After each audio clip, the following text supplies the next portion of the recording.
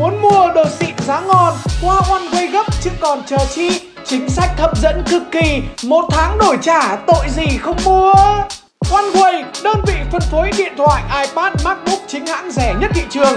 Cam kết giá rẻ nhất, hoàn tiền nếu ở đâu giá rẻ hơn. Tặng đầy đủ phụ kiện, 1 đổi 1 trong vòng 12 tháng lỗi nhà sản xuất. 7 ngày dùng thử miễn phí, không ưng hoàn 100% tiền máy. 30 ngày dùng thử 1 đổi 1 thoải mái, không giới hạn số lần đổi mới. Bảo hành 12 tháng, trả góp lãi suất công khai thấp nhất thị trường. Hãy nhớ đọc Pad Tuấn Tiền Tỷ để được giảm giá và áp dụng đến hết tháng 12 thôi đấy nhá.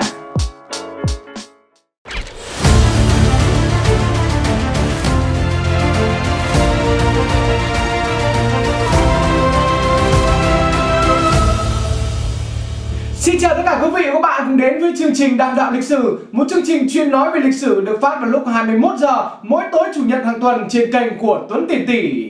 Tổng kho Long Bình là một kho dự trữ chiến lược lớn nhất ngoài nước Mỹ của quân đội Hoa Kỳ. Với diện tích 24 km², nó là một kho chứa toàn bộ khí tài quân dụng quân trang của người Mỹ tại Việt Nam. Nó là một kho bom đạn lớn nhất lúc bấy giờ. Đây là một nơi làm việc của 60.000 nhân viên, một số lượng tương đương với quy mô dân số một thị trấn lớn nhất nước Mỹ thời đó. Chính vì thế mà nó được canh phòng cực kỳ cẩn mật. Nó cẩn mật đến nỗi nếu nghe xong bạn có cảm giác một con kiến cũng chẳng thể nào bò vào được. Thế nhưng chả hiểu sao bộ đội đặc công Việt Nam vẫn có thể đột nhập vào tận nơi để đánh bom trong đó. Ngày ấy, tuyến phòng thủ bảo vệ ngoài cùng của tổng kho có đến 9 lớp hàng rào kẽm gai cao 2 mét. Khu vực nào trọng yếu thì được bảo vệ bởi tận 12 lớp hàng rào kẽm gai. Khoảng cách vòng rào ngoài cùng đến vòng rào thứ hai dài hàng trăm mét. Ngay bên trong vành đai ngoài của doanh trại là các tháp canh nằm cách nhau 200 đến 500 mét, luôn luôn có người canh 24/24.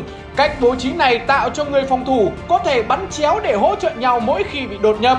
Ban đêm thì luôn có đèn pha trên tháp canh quét liên tục cả bên trong lẫn bên ngoài vành đai, từ lúc chập tối tới lúc sáng, khiến người ta có cảm giác rằng nơi đó chả có cái gì có thể che giấu được. Tưởng chừng như thế đã là an toàn lắm rồi, thế nhưng không, Mỹ bảo vệ cái kho Long Bình này còn hơn cả bảo vệ mả bố của nó vậy. Các lớp hàng rào phía trong, nó còn cho buộc các hộp thiếc vào đó để bắt bài tâm lý rằng nếu có kẻ đột nhập vào, vượt qua được các hàng rào đầu tiên dễ dàng thì sẽ chủ quan nghĩ các hàng rào bên trong cũng sẽ như thế. Thế nhưng chỉ cần lỡ tay chạm vào hộp thiếc đó thôi thì ngay lập tức nó sẽ phát ra âm thanh báo động. Lúc đấy thì cho chạy cũng chả thể nào thoát. Vẫn chưa hết, Mỹ ngày đó còn cẩn thận hơn bạn tưởng tượng rất nhiều. Giữa các hàng rào ngày đó còn có vô số mìn được cài cắm. Vị trí đặt mìn được thay đổi liên tục để đối phương không tài nào đoán ra được.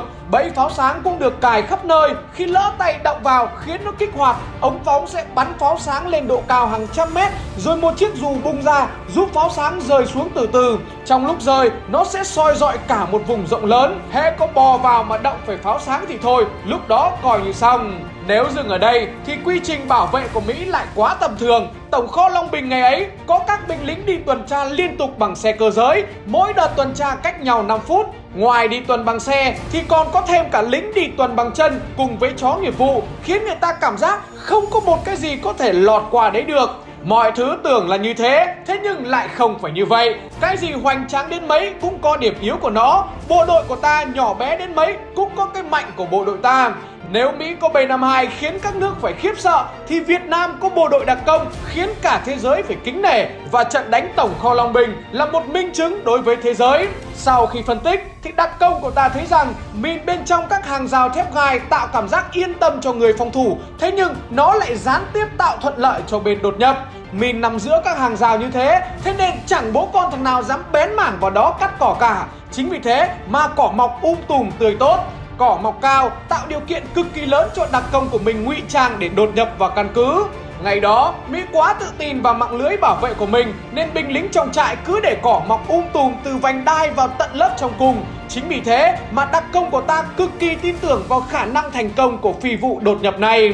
Ý tưởng là vậy, thế nhưng đột nhập vào kiểu gì, bằng đường nào, đột nhập vào ban ngày hay ban đêm, chỗ nào có mìn, có bẫy, rồi ti tỉ các thứ khác thì mình sẽ xử lý ra sao? Tất nhiên nói thì dễ, thế nhưng làm mới khó. Bây giờ làm cách nào để lấy được những thông tin đó? Tất cả sẽ có vào số sau, được phát vào lúc 21 giờ trên kênh của Tuấn Tiền Tỷ. Đấy, nếu mà anh em chưa đăng ký để kênh sớm lên 1 triệu sub thì sẽ là như thế đấy. Thế nhưng mà anh em ở đây ai cũng đăng ký kênh rồi thì bố ai mà dám làm vậy, đúng không? Ngày đó đặc công của ta xác định những căn cứ tầm cỡ như Long Bình thì không bao giờ đánh theo cảm hứng được, mà phải tính toán rất kỹ, kể cả mất tới hàng năm cũng được. Thế nhưng đã đánh là phải thắng, chứ quyết không để bị bắt và để lộ. Chính vì thế mà ta cứ kiên trì lấy thông tin từng tí một bằng cách cài người vào bên trong, lúc thì giả vờ tới gặp bạn hoặc người thân trong đó. Thế nhưng thực ra là để quan sát và thu thập các thông tin cần thiết, kiểu như cách bố trí hay cự ly và vị trí giữa các nhà kho. Lúc đó thì ta mới biết các kho đạn ở Long Bình được bố trí phân tán trên một khu vực rất lớn, để tránh trường hợp một kho phát nổ sẽ tạo hiệu ứng dây chuyền khiến cho các kho khác cũng phát nổ theo. Đấy chỉ là một cách. Cũng có lúc ta lại gửi kèm một nhân viên tình báo đi theo một sĩ quan miền Nam là người của ta vào trong tận kho nhận hàng để chở đi. Lúc thì tình báo của mình trà trộn vào làm công nhân địa phương làm việc ở tổng kho Long Bình. Công việc chỉ là bốc vác các thứ thôi, lại được cái mác là người của các cơ sở uy tín chuyên bốc vác hàng cho kho nữa. Chính vì thế mà chẳng ai nghi ngờ được gì cả. Đôi khi chính những người quản lý ở đó lại tưởng rằng mình là những thằng ất chả có tí sát thương gì cả, nên họ cứ nói chuyện thoải mái với nhau trước mặt mình. Thành ra vô tình mình lại biết được những thông tin cực kỳ bí mật thông qua những câu chuyện vù vờ đó. Sau suốt 2 năm ròng rã dò thám, bộ đội của ta mới thu thập được đủ thông tin để có thể lên kế hoạch cho một trận tập kích. Thế nhưng để cho cẩn thận thì các chỉ huy cho một tổ trinh sát tập khô trước. Tập khô ở đây là một cuộc chạy thử để tránh nguy cơ gây tổn thất cho toàn bộ đội đặc công. Bởi tuyển chọn được một người đứng trong hàng ngũ của bộ đội đặc công là một điều cực kỳ khó. Đặc công là người thực hiện công tác đặc biệt, thế nên 1000 người mới có thể chọn được một người. Nếu như đánh thật luôn, chẳng may lại mất hết toàn bộ số quân mình có thì là quá mạo hiểm. Chính vì lý do đó mà ta chỉ cử 2 người chạy thử kịch bản đề ra để thử hệ thống vành đai phòng thủ, an ninh của căn cứ, thiết lập lối vào lối ra, xác định thời gian thực tế có thể tiếp cận các mục tiêu được định sẵn bên trong. Mục đích là để tính toán tất cả những thứ đó. Thế nên lần tập khô này thì đặc công của ta không mang theo thuốc nổ. Màn đêm buông xuống cũng là lúc mà cuộc tập thử của chúng ta bắt đầu. Tổ trinh sát của ta dễ dàng tiếp cận được vành đai nhờ sự che phủ của cỏ. Khi tới hàng rào thì mình không cắt dây kẽm mà chỉ tìm cách kéo các sợi dây ra để chui vào trong, sau đó phục hồi lại nguyên trạng. Sở dĩ làm như vậy bởi nếu cắt ngay từ bây giờ thì sẽ để lại dấu vết. Địch mà phát hiện ra thì lúc đó mọi sự chuẩn bị trong 2 năm qua sẽ trở thành công cốc. Vượt được qua hàng rào, đội trinh sát chậm rãi trườn qua bãi mìn, vừa trườn vừa tránh bị lính bên trên tháp canh phát hiện. Mìn và bẫy pháo sáng được định vị và vô hiệu hóa bằng cách găm một cái đinh vào đó. Cứ thế chúng ta luồn sâu vào đến lớp hàng rào thứ 5. Lúc này mới chỉ là 11 giờ đêm, còn rất lâu nữa mới đến sáng. Thế nhưng tổ trinh sát vẫn quyết định dừng lại, không đi sâu thêm nữa mà đào mỗi người một cái hố, trườn xuống đó nằm đợi. Đơn giản bởi việc đào hố cực kỳ mất thời gian, đào làm sao cho mình nằm vừa, thế nhưng sau đó lại phải ngụy trang cực kỳ bài bản để sáng ngày mai lính Mỹ có đi qua cũng chả thấy nó thay đổi gì so với mọi ngày. Công việc này mình đã tập quá nhuyễn rồi. Chính vì thế mà nơi mình ẩn nấp cách quân địch có vài mét thôi, thế nhưng nó cũng không biết gì cả. Thậm chí có dẫm qua người mình nó cũng chả thể nào biết được.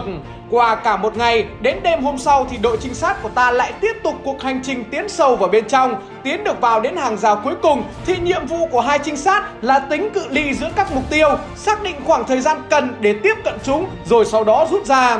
Ngay sau khi tổ tiền trạm rút khỏi Long Bình thì lập tức một trinh sát được điều đến chốt tại địa điểm bí mật với cự ly an toàn, để từ đó có thể liên tục theo dõi hoạt động của tổng kho cũng như quan sát lối đi mà nhóm đột nhập vừa thiết lập. Việc làm này mục đích để chắc chắn một điều rằng cuộc đột nhập của mình không để lại dấu vết gì khiến địch phải nghi ngờ, và mọi hoạt động của nó cũng chẳng có gì xáo trộn so với trước cả. Mọi thứ thuận lợi theo đúng kịch bản đề ra, lúc này ta mới bắt đầu cho quân mang theo chất nổ vào đánh thật. Kịch bản, thao tác thì vẫn như các buổi tập khô, chỉ khác một cái là lần này mình có tận 20 người, thế nên mọi thứ trao đổi đều bằng ký hiệu của các ngón tay. Hàng rào dây thép gai sẽ được cắt ra để chui vào cho đỡ mất thời gian, bởi chậm trễ là rất dễ bị lộ. Sau khi lọt qua hàng rào cuối cùng thì mỗi thành viên sẽ tập trung cho nhiệm vụ gài mìn của mình, làm sao mà đáp ứng được đủ 3 tiêu chí: nhanh nhất, chính xác nhất và an toàn nhất, không để địch phát hiện được. Chất nổ được gắn với thiết bị hẹn giờ MI8, một thiết bị chỉ bé bằng ngón tay, cho phép cài thời gian phát nổ chậm hàng tiếng đồng hồ để nhóm đặc công có đủ thời gian rút về an toàn. Địa điểm tập kết là hàng rào trong cung, thời gian chậm nhất là 5 phút, không hơn không kém. Những người tập hợp trước sẽ không chờ đợi thêm trong trường hợp mà có ai đó giả chậm. Tập kết xong lúc này, cả đội bắt đầu rút lui. Mỗi thành viên sẽ bám theo dấu vết người bò ngay trước mình không lệch một ly. Người dẫn đoàn để lại dấu chân và dấu tay. Nhiệm vụ của 19 người còn lại là đặt chân và tay vào đúng dấu của người đầu tiên để lại. Người đi cuối cùng vừa đi vừa xóa dấu vết để địch không thể nào biết được một tí thông tin nào về cuộc tập kích của mình. Nó chỉ được biết khi bom đã phá nổ tanh bành tổng kho Long Bình mà thôi. Do đường ra đã được khai thông từ lần vào trước đó và từ bản vẽ của quan sát viên, chính vì thế mà 20 đặc công của ta rút ra nhanh hơn so với lúc họ đột nhập vào. Đến sáng hôm sau, các chỉ huy đứng trên quả đồi nín thở quan sát để đón nhận thành quả của mình. Không gian yên tĩnh buổi sáng hôm đó được xé toạc bởi những tiếng nổ lớn của 30.000 tấn chất nổ trong kho Long Bình. Mặt đất rung chuyển xa đến nỗi những người ở cách tận 30 cây vẫn có thể cảm nhận được. Đây là một trận đánh mà bộ đội đặc công của ta đã cho quân Mỹ hiểu rằng chẳng có gì là khó đối với bộ đội của ta cả. Và quan trọng hơn, nó đã khiến cho tất cả quân Mỹ đã mất toàn bộ nhuệ khí chiến đấu. Bởi lính Mỹ hiểu rằng ở một nơi an toàn như Long Bình mà còn bị đặc công Việt Nam đột nhập vào thì mạng sống của họ bao giờ bị cướp đi sẽ chỉ là vấn đề về thời gian. Vâng, và chương trình Đàm Đạo Lịch Sử ngày hôm nay xin phép được tạm dừng tại đây. Xin cảm ơn sự quan tâm theo dõi của tất cả quý vị và các bạn. Và hãy nhớ đăng ký cho kênh Tuấn Tiền Tỷ để em đạt được 1 triệu sub đấy nha. Muốn mua đồ xịn giá ngon, qua Oneway gấp chứ còn chờ chi. Chính sách hấp dẫn cực kỳ, 1 tháng đổi trả tội gì không mua. Oneway, đơn vị phân phối điện thoại, iPad, MacBook chính hãng rẻ nhất thị trường. Cam kết giá rẻ nhất, hoàn tiền nếu ở đâu giá rẻ hơn. Tặng đầy đủ phụ kiện, 1 đổi 1 trong vòng 12 tháng lỗi nhà sản xuất. 7 ngày dùng thử miễn phí, không ưng hoàn 100% tiền máy. 30 ngày dùng thử 1 đổi 1 thoải mái, không giới hạn số lần đổi mới. Bảo hành 12 tháng, trả góp lãi suất công khai thấp nhất thị trường. Hãy nhớ đọc Tuấn Tiền Tỷ để được giảm giá và áp dụng đến hết tháng 12 thôi đấy nhá.